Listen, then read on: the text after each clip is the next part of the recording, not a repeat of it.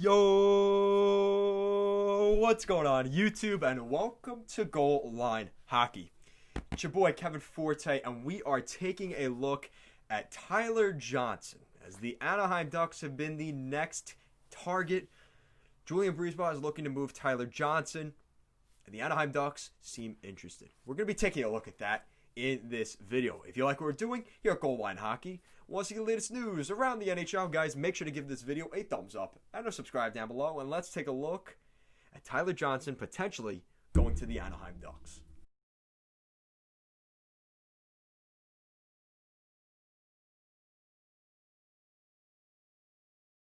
Alright, so before we get too far into today's video, I want to give a quick plug to our Instagram and Twitter handles at goalline_hockey. The links will be in the description down below, as well as playing throughout this video.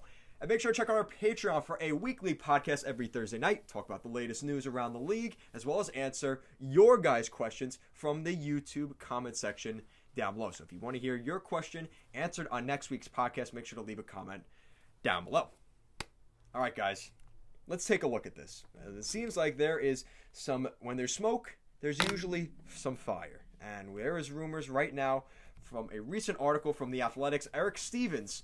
He recently took a closer look at the potential between an Anaheim Ducks and a Tampa Bay Lightning deal for Lightning forward Tyler Johnson. As the season approaches and the Lightning have a lot of work to do before the season begins, as they have to re-sign Anthony Cirelli and Eric Chernak, Johnson is the player the Lightning are most keen to try and move. Stevens not only notes that the Ducks potentially have some cap space to add Johnson, they'd have to make some moves first, obviously, but says he thinks the Ducks do like him as a player. However, he adds, but surely not at the $5 million cap charge he has for 4 more seasons. Stevens goes on to say in a recent tweet, "The only way I can see that working is if the Lightning eat half of the contract, which they would almost have to do after no one bit on him in waivers a couple of weeks ago."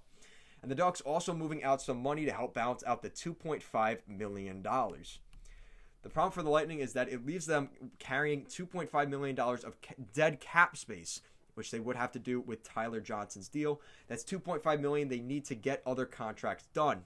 Sucks to suck.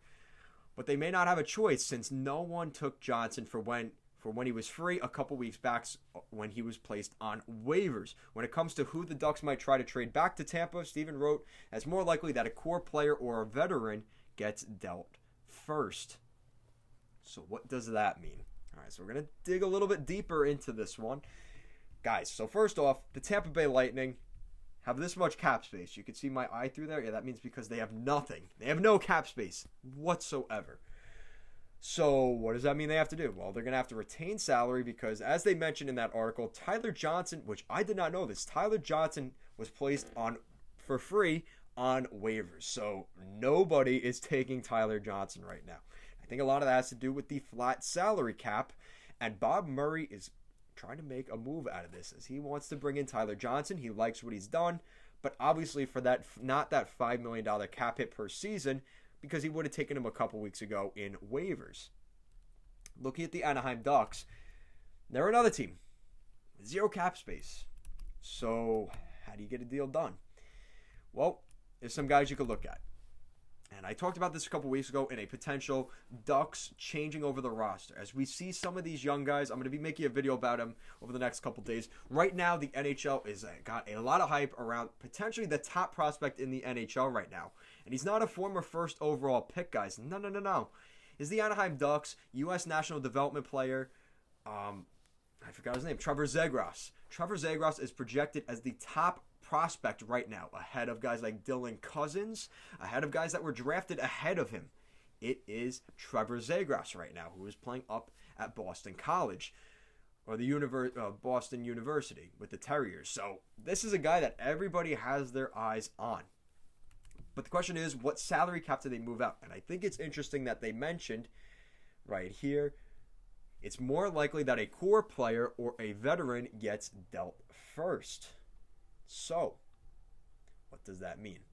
Well, what we could see is a potential. I think the Ducks are going to have to make a trade before this. Whether that's trading out a Jakob Silfverberg, who is at a little over $5 million per season, 30 years old, or an Adam Henrique, who is making a little under $6, and he is 30 years old as well. They both have modified no trade clauses, which obviously makes this more difficult. But teams that have cap space, like the Detroit Red Wings, like the Columbus Blue Jackets, who I think would be interested, I think are going to be on that no trade list for Henrique and Silfverberg, especially in the primes of their NHL career. But really, are they winning in Anaheim either? So maybe they take that option if it's available, right? You also have David Backus, who is on the final year of his $4.5 million contract, where they just got that trade, that signed from Boston. Was it worth it? I don't know, but I guess that's part of the package. So David Backus is there. That's another one you could trade. This one would really hurt, but Rickard Rakell at under $4 million for the next 2 seasons till he's 29 years old. Maybe Tampa Bay looks at that. Maybe they take the $4 million, and maybe what they do, they take Rickard Rakell and they take another, maybe they just take a guy like Rickard Rakell, and they trade Tyler Johnson and a first-round pick. And now, likely, you probably don't keep Anthony Cirelli, but now you add Rickard Rakell, which I think is... I like Anthony Cirelli.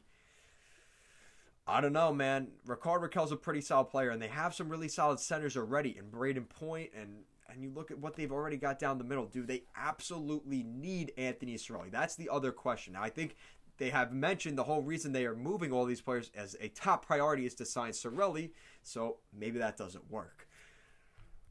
So, let's look at defense. Cam Fowler is signed for forever at $6.5 per year. That's not happening.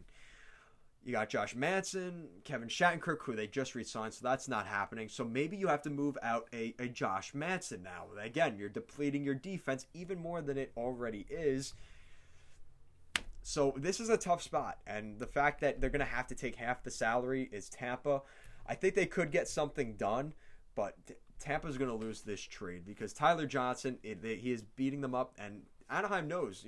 Bob Murray is saying, listen, we're going to help you out, and we're going to take that $2.5 million for what we believe is a top 6 center in the NHL.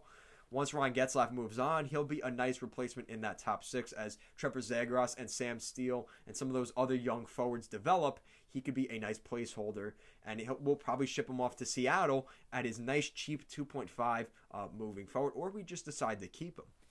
So guys, let me know in the comment section down below. What do you think will happen here? Leave some mock trades down below between the Anaheim Ducks and the Tampa Bay Lightning for Tyler Johnson to end up in Anaheim. Let me know your thoughts in the comment section down below. And if you like what we're doing here at Goal Line Hockey, guys, want to see the latest news around the NHL, make sure to give this video a thumbs up and a subscribe down below. Thank you so much for watching, and have a great day.